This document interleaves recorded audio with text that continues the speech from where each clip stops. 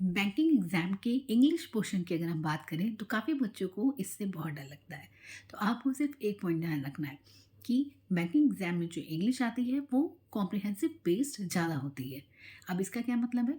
तो देखिए, इसमें क्या करना है, आपको ये ध्यान रखना है कि जो भी हमारा पेपर आ रहा है इंग्लिश लैंग्वेज का, वो ज़्यादातर रीडिंग पर बेस्ड होता है। यानी कि आपने कितनी रीडिंग की है, कितना आपने पढ़ा है, उस पे आपका पेपर पूरा डिपेंड करेगा।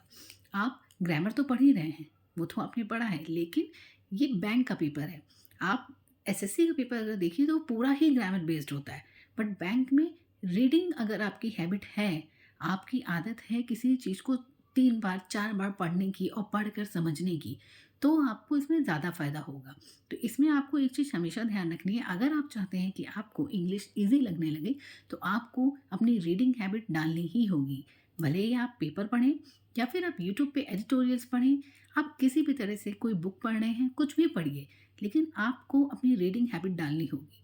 जब आपकी एक हैबिट बन जाएगी ना पढ़ने की, तो आपको पेपर पढ़ते ही समझ में आने लगेगा कि इसकी टोन कैसी है, ये क्या पूछ रहा है, और आप आराम से अपना पेपर क्लियर कर लेंगे।